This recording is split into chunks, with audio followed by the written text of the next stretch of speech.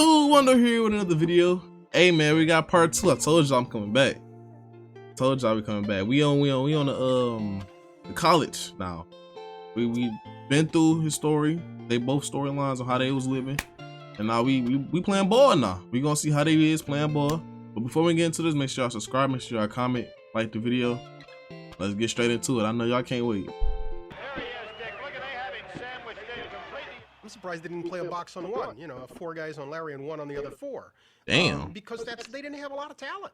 You know, if you stop Larry, you pretty much stop them. Look at the pressure around him. Damn. So they went 33-0 with just Larry Bird. I don't know who was else on their team, but yeah, he just said you could put 4 guys on Larry Bird. So that's telling me they went 33-0 just by Larry Bird. And he's short. I didn't play well at all. Biggest game of my life, I didn't play well. It's all right. It's all right. I think our length and our size, our jumping ability was able to bother him. Bird hanging, can't score. I didn't shoot well. Missed, I think, 3 free throws. Larry Bird has had a cold shooting night. I battled him, but I didn't have it. Damn, but this is like the finals though. You went 33 in games and you had it. What's going on now? Overthinking probably, you know, he got a lot going on. His dad, man. Hey, can't let yourself down, man. Damn. Yammer.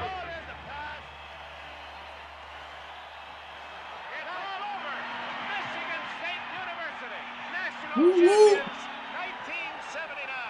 Damn. Not only were you leader on offense, I thought you did a great job on Larry Bird in the zone, denying him the ball. Yes, Coach gave us a good game plan to go against Larry Bird, and all we had to do was go out and do it. That's what we done. And congratulations, Super Bowl game. Good game. That was a good game. It was over, you know. That was my 4 years. I was done. No, it still hurts. And when you win 33 in a row and you walk into a game, you know, you never know what to expect, but I expect to win. We didn't win. Man, you could look at his face. You could tell he hurt still about it. Like, I mean, that's just the storyline. Like, if I went 33-0 and we make it to the finals, bro, we made it here for a reason. Let's finish off strong. So I understand. And it's Magic Johnson, his long time partner. Like, bro, Magic got one up on him now. That's crazy. Toughest loss I ever took. Yeah. Yeah, I see. I knew it was going to haunt him forever because we were going to see each other a lot. Right. But you on the big stage. The Basketball Association in its 33rd season is troubled by diminishing crowds and declining television ratings, signs that fan interest may be waning. If college basketball was flourishing at the end of the 1970s, the pro game was crumbling.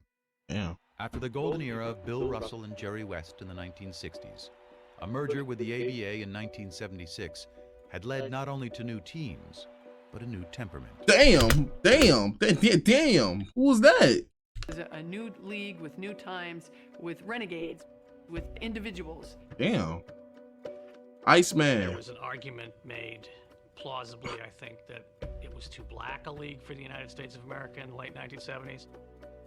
You think about it. Hey, what's up with the Hey, you heard what Larry Bird said, man. I ain't even gonna y'all already know what Larry Bird said, man. This is you know. Knickerbockers at the time. The running joke was it was the Knickerbockers. You know, that's what it was. It was the end. Wow. It's turning off a lot of white customers that are coming to the game, you know. Why? I think there's a conflict between the white and the black, and conflict. I don't enjoy going to basketball and seeing all black players. I mean, I think Damn. when they said too black, they meant not just in terms of color, but in terms of style. Let me get mine, and the hell with yours. Basketball. But look how they playing though. It's entertaining. It's entertaining. Look, he hit. Huh. Come here. What you talking about? For us, was about the best moves. You wanted to be that big player that everybody talked about. Yeah. You wanted to be the one. You didn't think about winning championships or team play. And those were just the issues on the court. The NBA had this image of an all-black league with a bunch of guys who did drugs.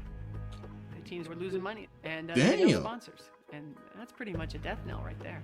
It's a known fact that you need your white superstars.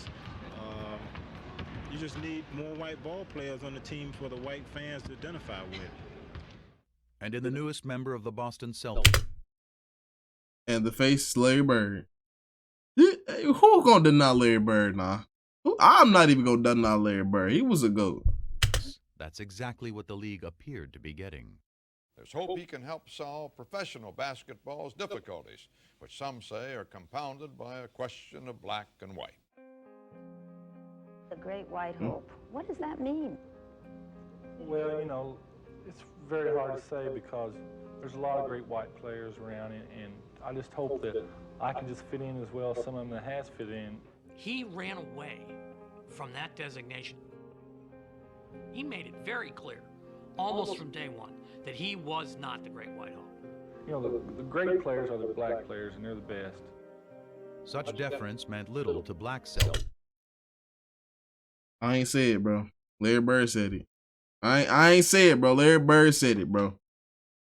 I remember the story. He was like, it was a white person on him, bro. He told the coach to go get a black person on him, bro. That was crazy, but hey, let's not bash the players, though. I know they did stuff off the court, but like, that's crazy how y'all tried to sabotage. Celtics like Curtis Rowe, Sidney Wicks, and Cedric Maxwell, who looked at Bird and saw not the Great White Hope, but another case of great white hype. He didn't impress me no more than any white guy I've ever seen play before. I think that you would say that most black players at the time were racist, in the sense that we did not think that you could find a white guy who could play better than any black guy. When I walk in the first day of camp, them guys were on the floor stretching, and here comes the white savior, here comes this, here comes that. I sort of enjoyed it because I knew I was going to battle them all day. But Curtis and Sidney didn't last long. They didn't even make it through the first practice. Damn. They were cut. So then it was just Cedric. I'm thinking, damn, he's slow, he can't get off a shot. He's not that strong. This is gonna be a layup. Bam, knocks down a jump shot. Okay, maybe that was luck. Gets the ball again. Bam, knocks down another jump shot. So did they not see the 33-0? Did they not see what Larry Bird was on before? Bro took a year off, knowing he was drafted to go back to college, and they didn't. Oh yeah, you crazy. Y'all crazy if y'all ain't look at who y'all team drafted. Y'all crazy. Now I'm thinking like, okay, hey, you know what? I'm gonna D this guy up. I'm gonna show him his life. 20 feet away. Bang. 25 feet away. Bang. My mind just goes so good. Damn, this white guy can play. It was a good thing, too. The storied Celtics might have been the winningest team in NBA history, but they were fresh off their worst season in 30 years. Damn. And in Bird, they had a player who was not only supremely talented, but tough enough to take on any challenge. I always played like everybody in the world was against me. I thought everybody was against me. I used to think up things to get me rattled before a game. Yikes. He knew how to fight. I know that from off the floor. Yikes. One night, somebody was giving one of his buddies a hard Yeah, Larry Bird ain't play with the BS. Hey, that's one thing I can't say about him. If you was gonna test Larry Bird, trust me, you was gonna feel it too.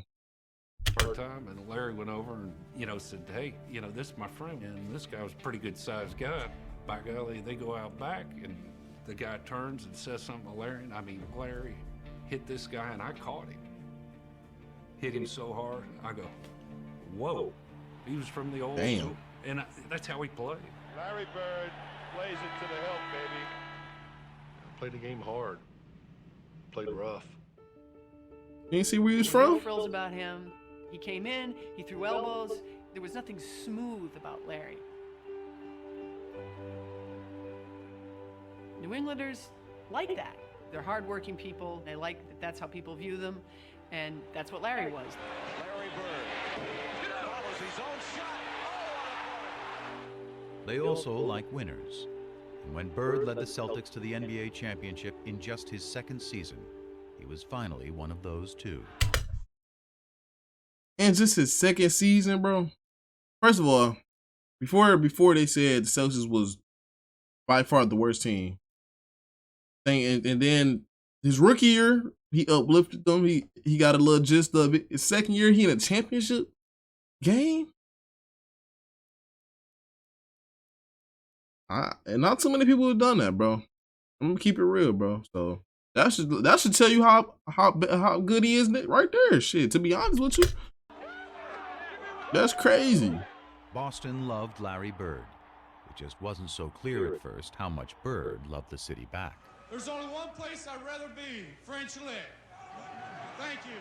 Man, Larry was almost agoraphobic in his treatment of anything outside his hometown. He wanted to be the Wizard of Oz. He wanted to intimidate people and keep them at bay. The further we are away from each other, the more I like it. I had a nice little house. I had my little yard. I want to go from there to practice back. If we had a game coming up, I want to go there to the game and back home. It was all basketball. My whole life was basketball. If he was just sitting there with just me, you were looking around mumbling, trying to find things that we had in common that we could talk about. Now we started talking about basketball, we started talking about players. It was, it was great. U.S. history? No. We forced passes, we made errors down the stretch. Daily events? No. I made the shot, and from then on we was up by 2. Larry Bird was locked in, boy. He said he wanted a house close enough to the stadium. Get there, get back. Practice, get there, get back. He ain't worried about nothing else. That's all he knew was basketball. Damn. And they had to get back in the game, which they did. Politics? No. Try to not do anything I can't do or do no more than what I can do. I just go out and try to do my basic game. He proudly dubbed himself the Hick from French Lick, and he looked every bit the part. But those who played him for simple did so at their own peril. One of the great ways, I think, of winding up with no money in your pocket is to think Larry Bird is dumb. Syntax is not intelligence. Unlettered is not stupid. He's got a great sense of humor. He just didn't show that to people. That didn't mean he didn't have it. He did, however, allow the public one small indulgence. You could come out on Saturday and watch him mow his lawn. Huge crowd started to stop. Damn. Larry Bird's cutting grass in front of his house. I didn't know that. Man, so wait, he gave everybody his address and they came out to watch him mow the lawn? That's crazy. He's mowing his lawn in the springtime. Larry is about doing things himself. And I think it's one of the things that made him so beloved in Boston. But as Bird navigated through his new world, he still had one eye fixed on a familiar foe in a faraway land. Magic.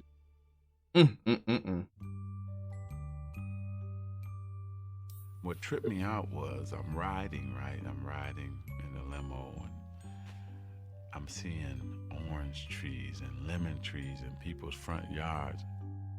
Said stop. Not gonna lie, coming from Michigan to LA, it's a different. I ain't never been to LA, but I can just tell it's a different atmosphere, different people, different vibe. Everything just different. I gotta go pick an orange. Are you crazy? I said, no, I gotta do this. And so I ran up like a scared little kid, grabbed the orange and ran back to the limo. Yeah. I'd never seen an orange tree. I'd never seen a lemon tree. Yeah. I was fascinated. When 20-year-old Irvin Johnson arrived in Los Angeles in the fall of 1979, he was a world away from Lansing, the only home he'd ever known. He was the #1 pick of the LA Lakers, a once dominant franchise stuck in mediocrity. In the stoic Kareem Abdul-Jabbar, the Lakers had talent, was energy. Irvin Magic Johnson was only too happy to provide it. Damn. Being a top player in the United States and then going to team up with Kareem, he already knew he was gonna win some championships, bro. There's no way he went on a team thinking he wasn't gonna win, bro. Like, that is like the most. And how did the Lakers get the first pick anyway? That's a cheat code. First of all, you already good with Kareem and you got the first pick to get Magic Johnson? What? Somebody tell me how that story went down. Lit the place up. Changed the franchise, changed the temperament. I changed it from the very first game. Ugh. Here it was, the first game of a long season against the lowly Clippers. And Magic was embracing Kareem as if they'd just won their 10th straight championship. It was like, man, this is a different kind of dude. You bringing all that positive energy to the team. Hey, Magic Johnson, bro. If we get some more Magic Johnson in the league, bro, it'll be a lot better, bro. He made his team so great. Everybody in this team still talked about, even Mike Cooper, bro. Like, that's crazy. From the day he arrived, he became the prince of the city. He reminded me of a guy who wakes up without an alarm clock. And that's what I used to always say. I want to be happy enough to wake up without an alarm clock because I want to go into my world. Damn, without an alarm clock? But for the NBA, it might be different, though. I ain't gonna lie, man, you ain't even gotta tell me to get up. I'll be up early going to practice. This my lifestyle, bro.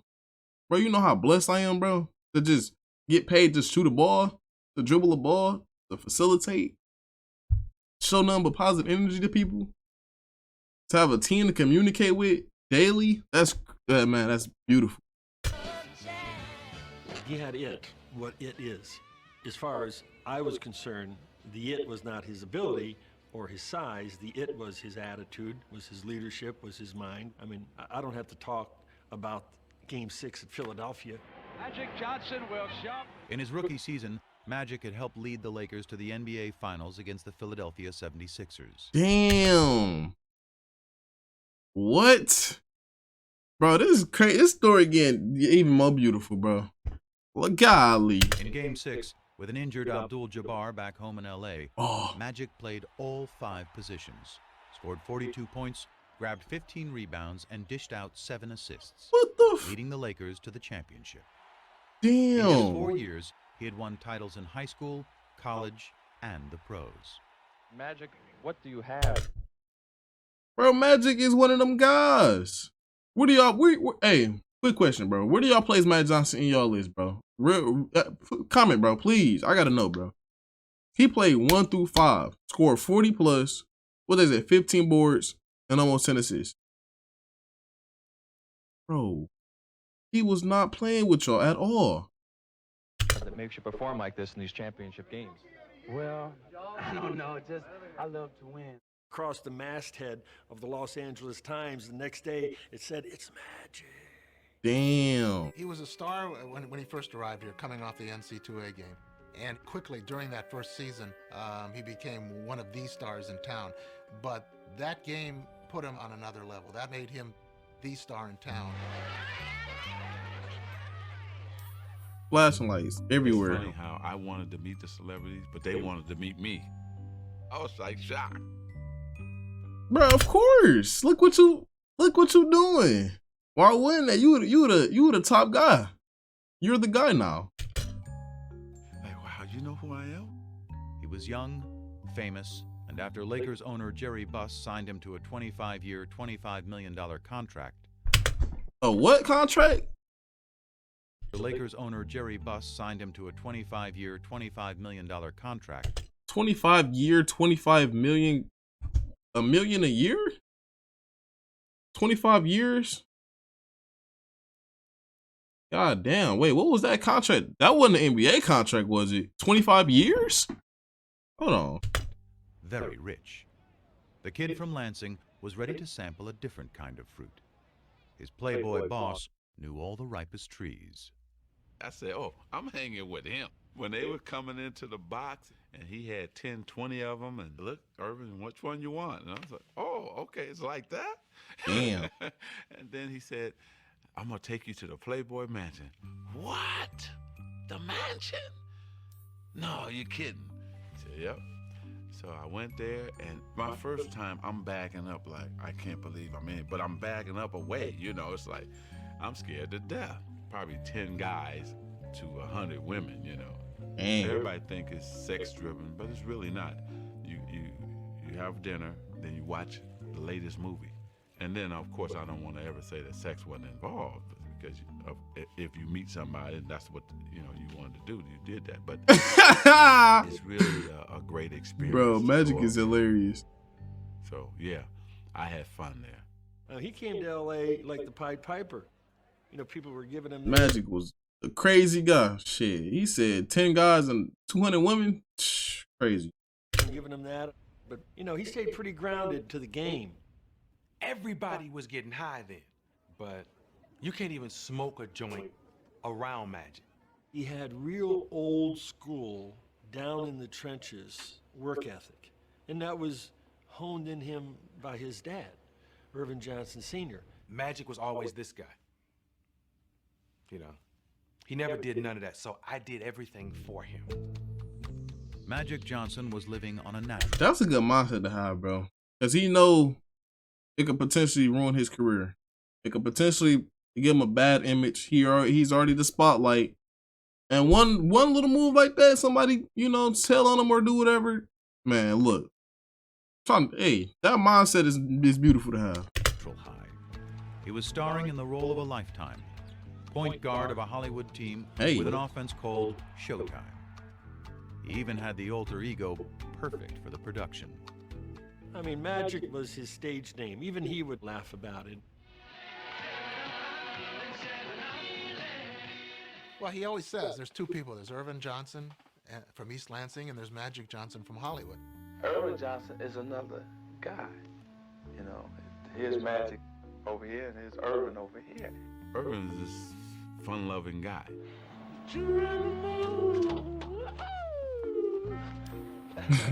Magic was so serious and dedicated to his game, and he was a crazy competitor and a crazy man. Irvin, I think, is the smiling kid from Lansing. I think Irvin died about 25 minutes after the NCAA championship game. Irvin doesn't have the ego that Magic has. Magic got a crazy ego, and winning is everything. And Irvin wanted to, along with Magic, conquer LA. Damn. Hey, that ego, boy. We ain't get here to be BSing around. Hey, Lansing, clearly what y'all saying, it wasn't pretty. So to be in this position, he had to lock in. I respect him for that. He really had to lock in. And I'm glad he had a friend to be with him and tell his story with him. After having led the Lakers to 2 NBA titles in their first 4 years in town, damn, Magic and Irvin were well on their way. 2 out of 4 ain't bad. And he's just in the league. He's not even a vet yet. So who was the 2 that he lost to? I gotta find that out. I think Magic wanted to be friends with Larry Bird. He wanted to be friends with him on the World Invitational Tournament, and Larry just wasn't very receptive. I think he wanted to be friends with him during the Final Four. Larry wouldn't even go over and shake his hand. So now Magic's saying, well, what's with this guy? Everybody loves me. How come you don't love me? And then they get to their rookie year, the first time they play each other. Well, they have a very hard foul. Uh-oh. And they have to be separated a little bit. And Magic's like, all right, well, the heck with this guy. Larry Bird mad. Larry Bird upset that he lost. He told you, he took that personal. And every time I see you, it's like, like, you know what I'm saying? Like, I'm not here to be your friend now. You ruin my image. I'm not here to be buddy with you now. I gotta ruin your image. You don't like me? Fine. All right. Possibly have known. So Bird, okay. It was just like adding wood to his fire, bro. Like, bro, if Magic Johnson doing it, I can do it better. And he had one up on him. Man, look. Hey, I hate to be around Larry Bird on going against the Lakers. Ooh wee. Was that he had inspired Magic's performance when he was named Rookie of the Year earlier that same day. The PR person from the Lakers says, hey, Irvin, the Rookie of the Year voting has come out. And Magic says, okay, well, who won? He said, well, Larry Bird won. And Magic says, well, was it close? And he said, oh, no. Now, I was confused about this, bro. I said, how did Bird get all them votes And Magic only got what, like 3 or something? Like, he got like less than 10. I don't know. But it was like here to here. I said, what? They both good. Magic Johnson did good, performed good, just as good as Bird. So why are the votes like crazy? And then y'all explained it to me in the comment section. So I'm like, okay. 3. That day, yes, to try to win the NBA championship, but also to prove it to one Larry Bird. You know what? I should have been Rookie of the Year. Even though I won the championship, I still want to win Rookie of the Year too. He won that championship. I was pissed. I want him one. But even after he had won one the next year, his obsession only grew deeper. I'd get up in the mornings and see what he did because their games came on late. Then you look at the box score. I had to have him there for some reason. It's like a crutch. Somebody I can compare myself to. I hated what was being said at Larry. And you don't do that with a lot of people. Like you find that one great person to compete with, and it's gonna only make you better, obviously. Magic Johnson was #1 at that time. So Bird had to compete with #1. And in order to be #1, you gotta beat #1. So I feel like He was better than me, and I'm just a guy who can control the game. My first 4 or 5 years, that bothered me a lot. I didn't tell nobody it bothered me, but it did. Larry Bird was just as Their great. competitive dislike emerged from a greater truth, that on the court, they were doppelgangers. Team-oriented stars who cared about winning above all else. Basketball savants who fused the substance of the 60s with the style of the 70s. But it's crazy though, because like they both were similar to me. Like they both played well all around. But obviously Larry Bird was a way better scorer than Magic Johnson. But that wasn't really Magic Johnson's priority. Magic Johnson just wanted to be a great facilitator, pass the ball, get his team a dub. Same with Larry Bird, but Larry Bird knew he had to score. To create a new and exciting, yet selfless way to play the game in the 1980s. Yeah, I'm gonna pass. But I'm gonna pass in a way to make you look like a jackass. Damn. They were so similar in the way they competed. Yeah, I just said that. I mean, It they were was. two halves of the same brain. Same craziness to excel. I seen that first couple days I was with him. Basketball IQ Ooh. off the chart. Seen the game a little different, most players. Playing the game. Look at him. Did y'all see his face? Bro was locked in again. He said, target engaged. God, Lee Magic. It was everything. A lot of guys can just score. A lot of guys can just rebound. A lot of guys can just make plays. We can do it all. Larry and Magic could control the game with 12 shots. It was amazing. They'd be 7 for 12. They'd have 20 points, 15 rebounds, and 12 assists. And you go, man, the guy shot the ball 12 times and was the best player on the court. Damn. By far. But I think it was tough at first. I don't think either one of them wanted to recognize that they had any equal anywhere in what they did. But they sure as hell didn't want to recognize that their equal happened to be that other guy. Hey, that's crazy. That's crazy. But we gonna end it here. You feel me? We getting into they battle for real. You know, part 3 coming real soon. I got y'all. Don't worry about it. It's coming. It's coming. But if y'all enjoyed it as much as I did, give it a thumbs up. Subscribe if you're new. Comment what y'all want to see. And look, we on to part 3.